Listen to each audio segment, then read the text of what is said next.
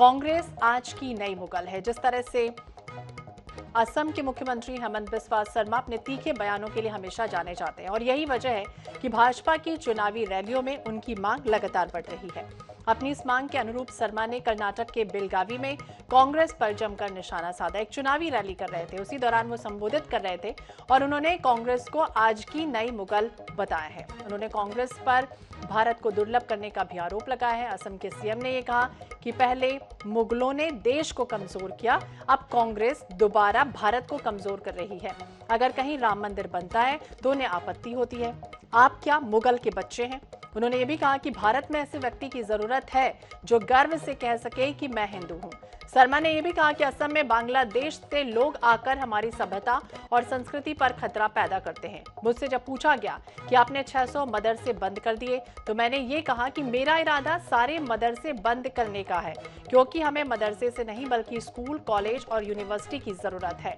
नए भारत की परिभाषा बताते हुए शर्मा ने यह भी कहा कि एक समय दिल्ली के बादशाह मंदिर तोड़ने की बात करते थे, लेकिन आज नरेंद्र मोदी के शासन में हम मंदिर निर्माण की बात करते हैं। ये नया भारत है। शर्मा ने यह भी कहा कि नए भारत की इकोनॉमी ब्रिटेन की इकोनॉमी से मजबूत है। नया भारत अब वैक्सीन खुद प्रोड्यूस करता है।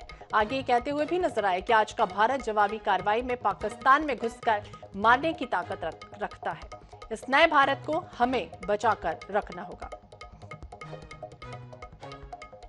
आज कांग्रेस लोग दोबारा ये नया भारत को दुर्बल करने के लिए काम कर रहा है। पहले जो मुगल लोग भारत को दुर्बल करने के लिए काम कर रहा था, ये कांग्रेस लोग आज का नया मुगल है और कुछ नहीं है। अगर कहीं राम मंदिर बनता है तो उनका आपत्ति होता है। आप क्या मुगल का बच्चा है क्या? क्यों आप बार बार आप बाबरी मस्जिद के लिए बोलते हैं? आप क्यों राम मंदिर के लिए नहीं बोलता है? मतलब ये जो कांग्रेस है यही नया मुगल को रिप्रेजेंट करता है। राष्ट्रीय प्रवक्ता बीजेपी के मुकेश त्यागी जी हमारे साथ जुड़ गए। मुकेश जी, स्वागत है आपका INS 24/7 पर। और जिस तरह से हम चर्चा कर रहे हैं कि कांग्रेस पर देश को कमजोर करने का आरोप लगाया है, हिंदुत्व से लेकर राम मंदिर तक का जिक्र करते हुए कांग्रेस को मुगल तक कह दिया। कर्नाटक में शर्मा इस तरह से बयानबाजी करते हुए नजर आए और हमेशा अपने तीखे बयानों से कुछ ना कुछ इस तरह से कहते ही हैं। आप क्या कहेंगे? नहीं, मुझे लगता है कि हमें उनके विचार का आदर करना चाहिए, क्योंकि उसके पीछे एक दर्शन है। जिस प्रकार से कांग्रेस ने राम को एक काल्पनिक कहा था कि राम का कोई अस्तित्व ही नहीं है, और बल्कि एक मंत्री थे इनके जिन्होंने कहा था कि जो राम मंदिर के जो वहाँ पे ईंटें हैं उस पर जो है यूरिनेशन हो रहा है, कुत्ते यूरिनेट कर रहे हैं, थूक रहे हैं। तो ये लगातार शाहबान हुआ केस जग जाहिर है किस प्रकार से इन्होंने जो उसको मेंटेनेंस मिला था सुप्रीम कोर्ट के माध्यम से, इन्होंने लॉ ला करके उसके उस मेंटेनेंस से भी उसको महरूम रखा। तो तमाम ऐसे उदाहरण हैं कि जहां पर इन लोगों ने लगातार हिंदुओं की देवी देवताओं का अपमान किया है। कपिल सिब्बल वही हैं जिन्होंने सुप्रीम कोर्ट के अंदर जब राम जन्मभूमि की हियरिंग हो रही थी तो उसको मुलतवी करने के लिए सुप्रीम कोर्ट से गुजारिश की थी। तो ये तमाम ऐसे मुद्दे, बहुत लंबा कार्यक्रम हो जाएगा। मैं समझ रहा हूँ कि उनकी जो कहने का अपने उनके भावनाओं को मैं समझ सकता हूँ कि नए मुगल का मतलब मुगल का उन्होंने बाबरी मस्जिद बनाई मंदिर को ढा करके। तो ऐसे ही बाटला कांड पे सोनिया जी ने घड़ियाली आंसू बहाए थे। तो उनका जो चरित्र है वो लगता है कि भाई ठीक है, जैसे मुगलों ने हमारे देश को कमजोर किया था, राहुल गांधी जी ने कैम्ब्रिज यूनिवर्सिटी में जाकर के जिस प्रकार से कहा कि वहां पर जमहूरियत, वहां पे प्रजातंत्र खत्म हो गया है, तमाम ऐसे ऐसे वक्तव्य निकालने जिससे देश की जो गरिमा है वो धूमिल होती है। और ये मुगल से कंपैरिजन करना मैं समझता हूँ कहीं पर उनका ठीक है, और वो ठीक है, स्पष्टवादी है वक्ता, बहुत वो ठीक है वक्ता है।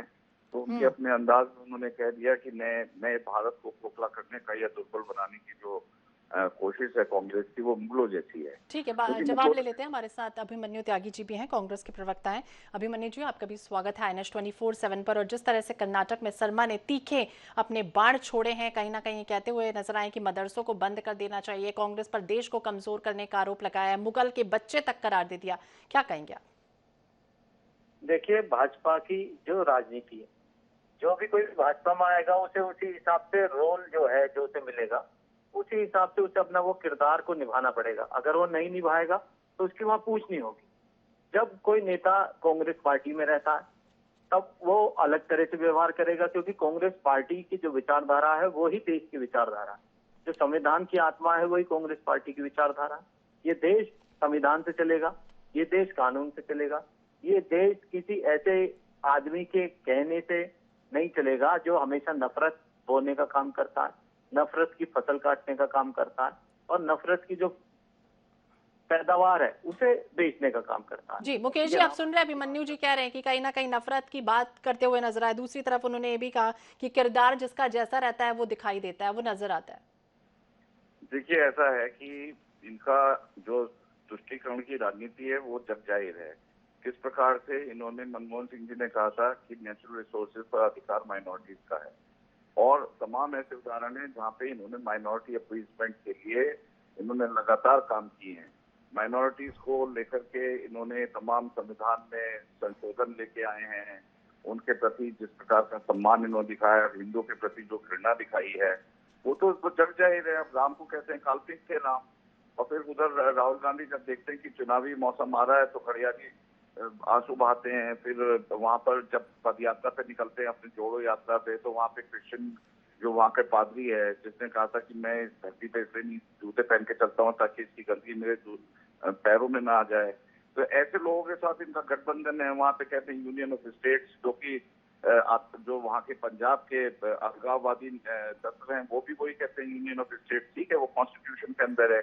सेकुलरिज्म का वर्ड जो है वो 1976 में 42nd अमेंडमेंट के माध्यम से लाया गया।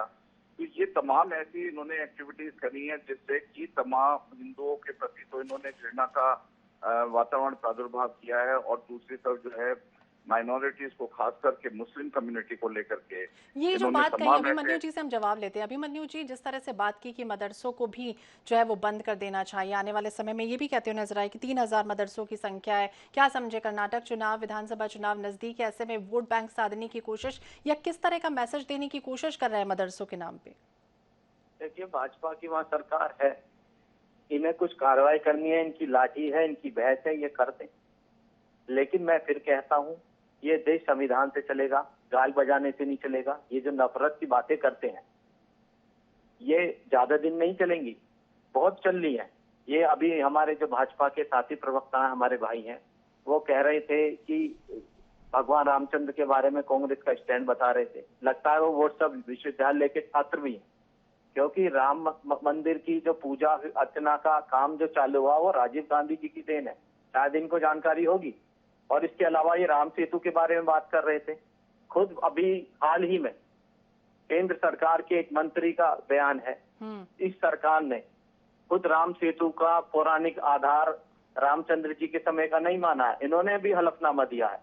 तो ये जो शोषेबाजी और ये जो बातें करते हैं बंटवारे की, भेदभाव की, छुआछूत की, इसको ये बंद कर देना चाहिए। ठीक है मुकेश जी, जो समय की कमी, कुछ जवाब देना चाहेंगे, उनके काउंटर करेंगे आप उनकी बातों का? नहीं, इनसे आप ये पूछिए, मैं इनका सम्मान करता हूँ, इनकी भावनाओं का, राम के प्रति इन्होंने सम्मान दिखाया। उनसे पूछे कि इन्होंने हलफनामा नहीं दिया था कोर्ट के अंदर कि राम एक काल्पनिक, आपकी पार्टी ने भी दिया है।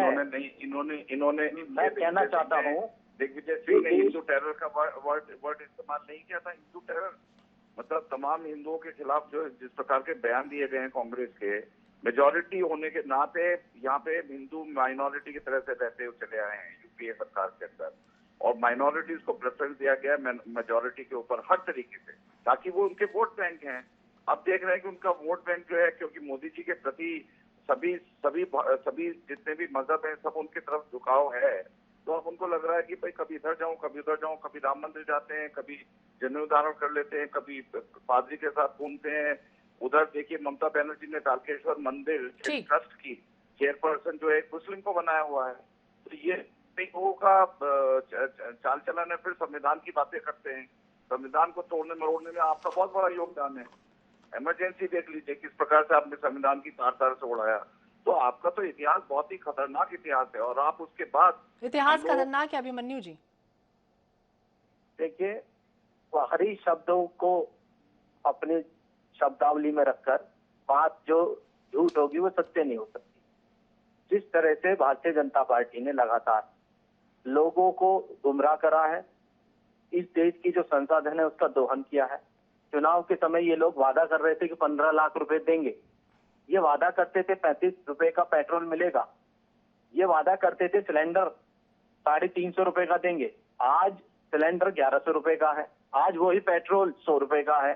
आज 15 लाख पे इन्होंने कह दिया कि ये तो सब जुमलेबाजी थी। इन्होंने कहा 2 करोड़ रोजगार देंगे हर साल, 9 साल इनको सत्ता में हो गए हैं, 18 करोड़ रोजगार जो मिलता वो तो बहुत दूर की बात है।